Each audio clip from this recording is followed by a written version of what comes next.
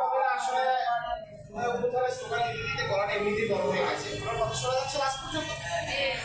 তো আমি আপনাদের কাছে আমার সালামের উত্তরটা চাইছি।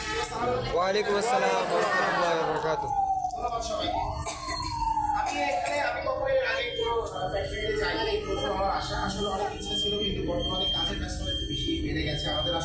আমাদের সংস্কারের কাজে নেমে গেছি এবং চলমান আছে বর্তমানে, যদিও সেটা কালকে ঘোষণা দেওয়ার কথা ছিল, কিন্তু বিভিন্ন জটিলতার কারণে গতকাল দেওয়া হয়নি।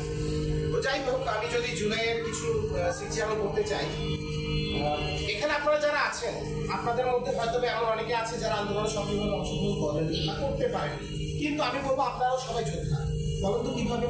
ছোটবেলা থেকে আমরা পড়ে আসি স্বাধীনতা অর্জনের চেয়ে স্বাধীনতা রক্ষা করাটা বুঝি। আমরা স্বাধীনতা অর্জন করে নিয়েছি, কিন্তু রক্ষাটা করছেন আপনারা।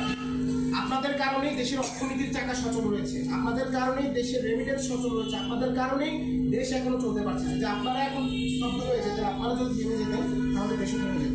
আমরা বিজয় অর্জন করে এনেও কোনো লাভ হতো না। স্বাধীনতা অর্জনের সময় যে পরিমাণ যোদ্ধা ছিল, স্বাধীনতা রক্ষার ক্ষেত্রে আমাদের যোদ্ধা আরও বেশি। কিভাবে? এই যে আপনারা আছেন বলেই আমরা এখনো টিকে থাকতে পারছি, নতুবা আমাদের গণতন্ত্র ধ্বংস হয়ে যেত। এবং শুধু স্বাধীনতার পরবর্তী কেন, স্বাধীনতা অর্জনের সময় আমি সবসময় একটা ঘটনা বলি, 4টা ঘটনা। সেদিন হয়তো আমি বেঁচে ফিরতে পারতাম না। কলমন্ডির সামনে আপনার চিনে থাকবেন হয়তো, নিউ মার্কেটের কলমন্ডি।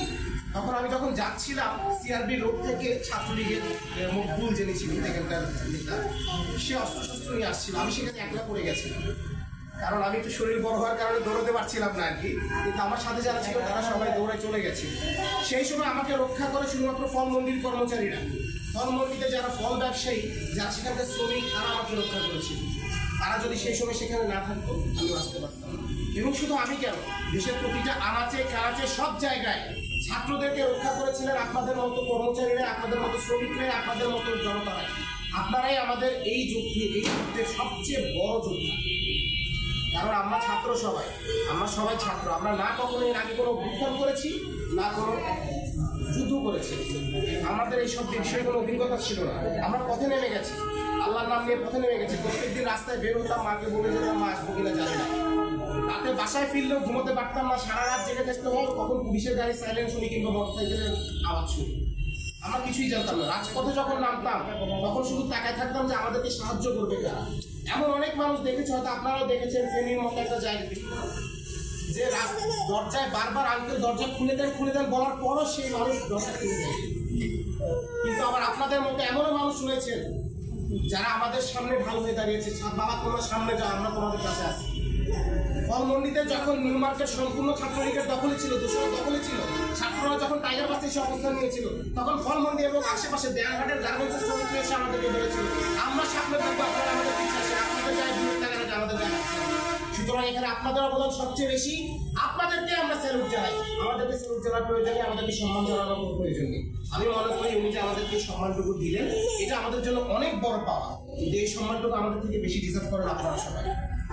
কারণ আপনারা সে সময়ও ছিলেন, এখনো আছেন এবং ভবিষ্যতেও আপনাদের কারণেই এই দেশ সামনে এগিয়ে যাবে। আমাদের কারণে আমরা শুধু লিখিতটা করবো, আমরা শুধু আইনটা করবো, কিন্তু এই সব কিছু চলমানের জন্য প্রয়োজন দেশের একটা অর্থনীতি। এই অর্থনীতির চাকাটা সচল হচ্ছে। ধন্যবাদ সবাইকে। দোয়া করবেন আমাদের জন্য, যেন আমরা যে স্বাধীনতাটা এনেছি সেই স্বাধীনতা যেন রক্ষা করতে পারি, এটা যেন আর কোনো দোসরের হাতে চলে যেতে না পারে।